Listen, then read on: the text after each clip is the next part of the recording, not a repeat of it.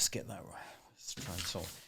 Where are my notes? Get my notes. And I thought I'd share with you my favourite keynotes and why I think you should be watching them and what makes them so good. I've got a whole bouquet of talks that I'd like to look at in a series of videos that I've decided to call...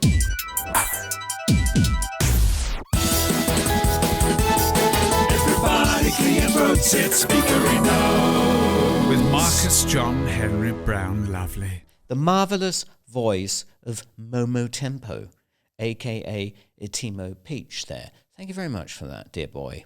Right then, what one are we going to look at today? Well, today we're going to be looking at The Price of Shame, Monica Lewinsky's TED Keynote from 2015. And it's marvellous. You have to watch The Price of Shame by Monica Lewinsky. It's, in my opinion, it's the best TED Talk ever. Episode 1. First of all, we're going to have a look at some key moments from Monica's talk. At the age of 22, I fell in love with my boss. And at the age of 24, I learned the devastating consequences. So the beginning of her talk is lighthearted. There are a couple of quite big laughs, which she obviously enjoys.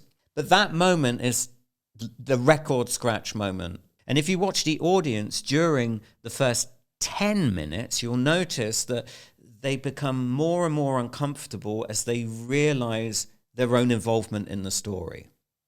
But that's the moment in her talk where she grabs control completely. I was branded as a tramp, tart, slut, whore, bimbo, and of course, that woman.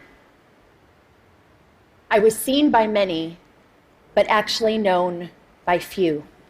We're still at Act 1 at this moment, but she's really driving the story home. There's no punches pulled here. Now, the whole framing of this talk starts out with her saying this. You're looking at a woman who was publicly silent for a decade.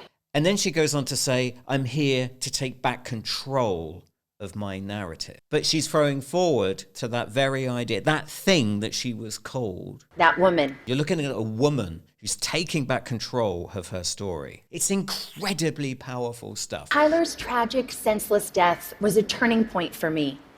It served to recontextualize my experiences. And I then began to look at the world of humiliation and bullying around me and see something different. So her framing up until this point was, I am the patient zero of cyberbullying 1.0. But she's moved the story on with Tyler's story. He was a victim of cyberbullying 2.0. And this is a real driving force behind the main centerpiece of Act 2, which is the economies of humiliation, the profit of shame, the price of shame. But she's now getting to the point where she's turning her story towards Act 3, to some kind of resolution. She's moving closer and closer to the one big thing of her story, the North Star of her story. We need to return to a long-held value of compassion and empathy. Online, we've got a compassion deficit, an empathy crisis. Researcher Brené Brown said, and I quote, "Shame can't survive empathy. Shame cannot survive empathy." And that's her North Star. Shame can't survive empathy.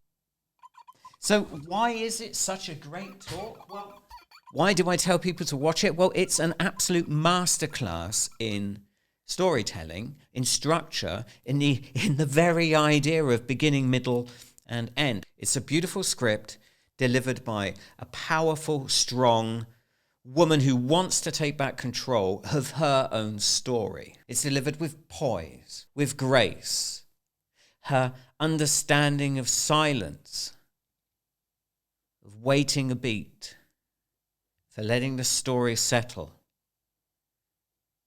and then moving on is superb. Price of Shame is a masterclass in public speaking. Shame cannot survive empathy. I hope you enjoyed this. I very much enjoy doing it. It's a bit of an MVP. So drop a like. Everybody clear your throats, it's Speakery Note.